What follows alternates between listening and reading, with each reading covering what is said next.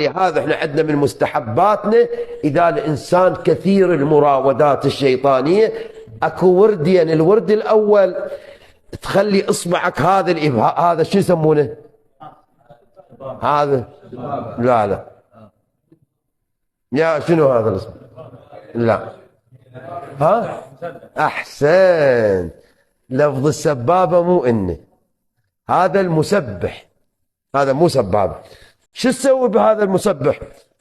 تغرزه بفخذك هيك، تغرزه شلون الرمح، وتقول لا حول ولا قوة إلا بالله العلي العظيم مرة، فإن كفيت وإلا عدتها 3. يقول يكتفى من هاي الشرور الشيطانية اللي بداخلك.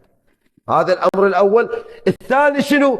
الثاني الطريقة، حتى أختم مجلس القصة، الطريقة الثانية يقول لا، أن تقول إذا صار عندك مراودات تفكير وأنت تريد تصلي وأنت تريد تدعي، يقول قل 3 مرات أو قل مرة واحدة يا علي، لأن علي إذا ذكر اسمه لا يبقى للشيطان